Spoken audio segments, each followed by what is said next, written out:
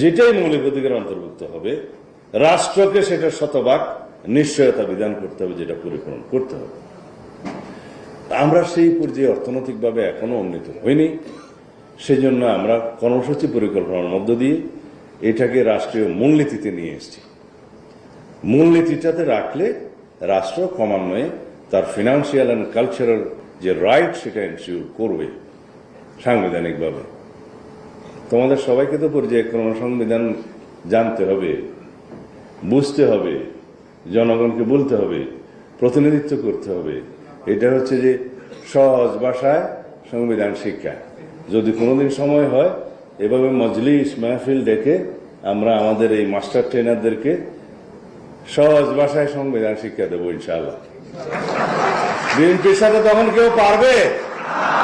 সারা দেশে যারা বয়ান দিচ্ছে যে জ্ঞান ভিত্তিক, প্রযুক্তি ভিত্তিক, মেধা ভিত্তিক রাজনীতি করতে হবে, আসলে চর্চা কি আমরা করছি? চর্চা করতে গেলে এইভাবেই দিতে হবে। আমরা বুড়া হয়ে গেছি, আমরা প্রশিক্ষণ দিয়ে তারপর বিদায় নেব।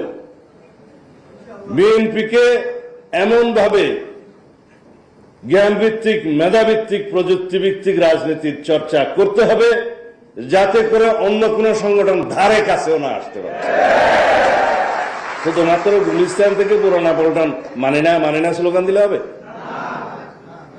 যখন বিরোধী দলেও থাকবো আমরা, তখনও আমাদেরকে জ্ঞান ভিত্তিক এই সমস্ত সংগ্রাম করতে হবে, যুদ্ধ করতে হবে, ফাইট করতে হবে।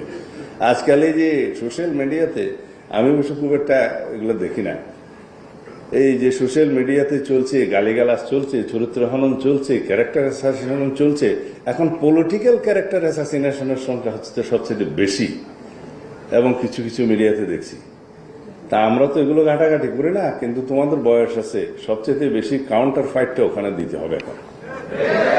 কারণ যে 2-4 লাইন লেখে কিছু কিছু বুদ্ধা, জানুক আর না জানুক, কেউ কেউ বলে কি জান, আচ্ছা আমি বললে মানে বিদেশ থেকে কেউ কেউ এভাবে এমন ভাবে লিখছে যেন তারাই হচ্ছে সবচেয়ে জ্ঞানের জাহাজ, বাকি সব মূর্খ, এবং তারা যা বলছে এগুলা তাদের একটা ক্লাস চর্বিত চর্বণ করে ছাড়ছে।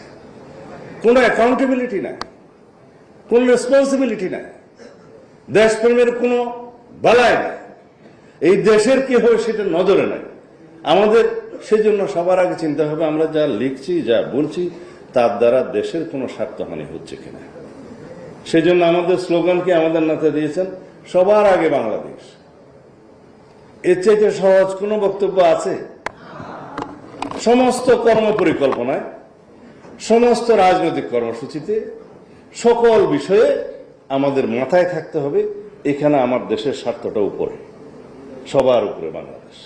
সেটা পররাষ্ট্রনীতি হোক, সেটা যুদ্ধনীতি হোক, সেটা অন্যান্য কূটনৈতিক বিষয় হোক, দ্বিপাক্ষিক সম্পর্ক হোক, বহুপাক্ষিক চুক্তি হোক, আন্তর্জাতিক ট্রিটি হোক, মেমো অফ আন্ডারস্ট্যান্ডিং হোক, সব জায়গায় আমাদের দেশের স্বার্থটা আমরা উপরে রাখবো। সেই জন্য আমরা সবার আগে বাংলাদেশ। এই আমরা আসলে রাষ্ট্রপতি জিয়া রহমানের অনুসারী। আমরা দল করি বাংলাদেশ জাতীয়তাবাদী দল।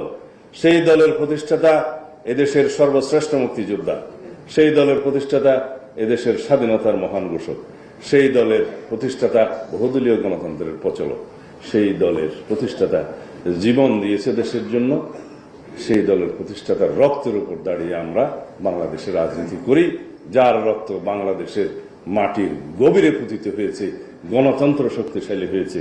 আজ পর্যন্ত তার সুযোগ্য উত্তরসূরি হিসেবে আমাদের নেতা জনাব তারেক রহমান আন্দোলন সংগ্রাম করতে করতে, ত্যাগ স্বীকার করতে করতে, রাজনৈতিকভাবে অভিজ্ঞ হতে হতে, ফ্যাসিবাদ বিরোধী এই গণতান্ত্রিক আন্দোলনে শীর্ষ নেতা হিসাবে পরিচালনা করতে করতে যে রাজনৈতিক জ্ঞান এবং মেধা সম্পন্ন হয়েছে, আমরা তাকে অহংকারের সাথে বলতে পারি, যার ধমনীতে শহীদ রাষ্ট্রপতি জিয়া রহমানের রক্ত প্রবাহিত, যার ধমনীতে দেশনেত্রী বেগম খালেদা জিয়ার রক্ত প্রবাহিত, যার কর্মপরিকল্পনায়, মেধা, জ্ঞানে, শ্রমে বাংলাদেশের স্বার্থ ছাড়া আর কিছুই নেই, তিনিই কেবল বলতে পারেন সবার আগে বাংলাদেশ।